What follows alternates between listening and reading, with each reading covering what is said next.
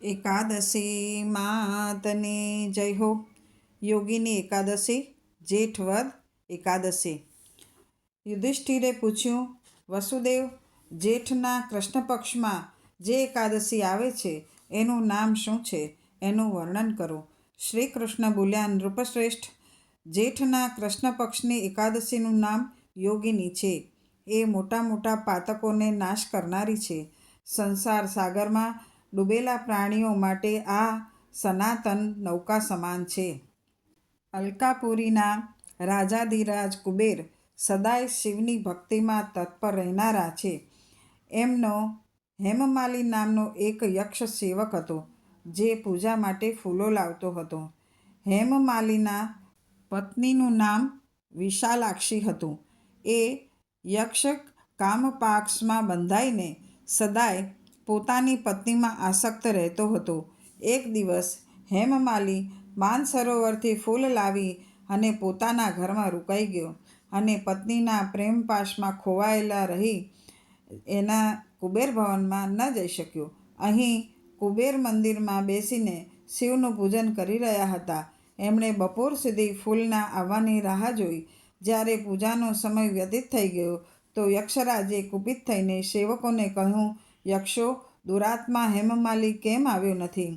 યક્ષોએ કહ્યું, રાજન, એ તો તેની પત્નીની સાથે કામનામાં આસક્ત થઈને રમણ કરી રહ્યો છે. આ વાત સાંભળી કુબેર ક્રોધિત થઈ ગયા અને તરત જ હેમમાલીને બોલાવ્યો અને એને કુબેર સામે ઊભો રહી ગયો.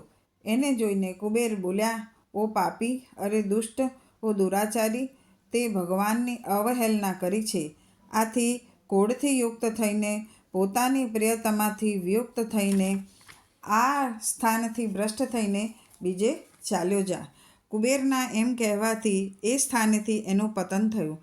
કોઢથી આખું શરીર પીડાવા લાગ્યું, પરંતુ શિવપૂજનના પ્રભાવથી એની સ્મરણ શક્તિ લુપ્ત ન થઈ.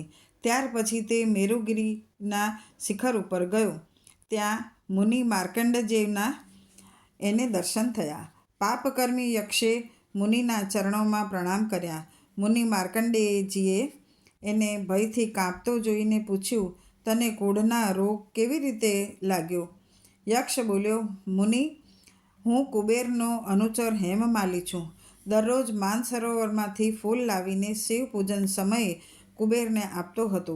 એક દિવસ પત્નીના સહવાસના સુખમાં ફસાઈ જવાને કારણે મને સમયનું ભાન ન રહ્યું. આથી રાજા કુબેરે કુપિત થઈને મને શ્રાપ આપી દીધો.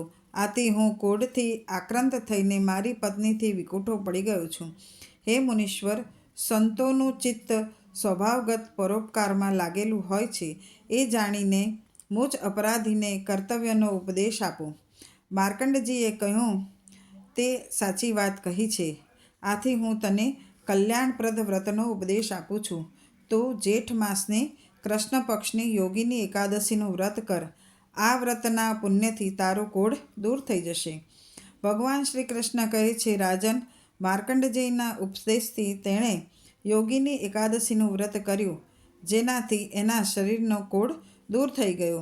આ વ્રતનું અનુષ્ઠાન કરવાથી એ પૂર્ણ સુખી થઈ ગયો.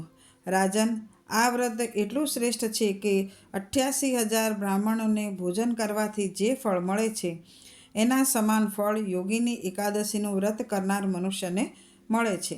આ મહાત્મ્ય વાંચવાથી અને સાંભળવાથી મનુષ્ય બધાય પાપોમાંથી મુક્ત થઈ જાય છે. બોલો એકાદશી માતની જય. કૃષ્ણ કનૈયા લાલની જય હો.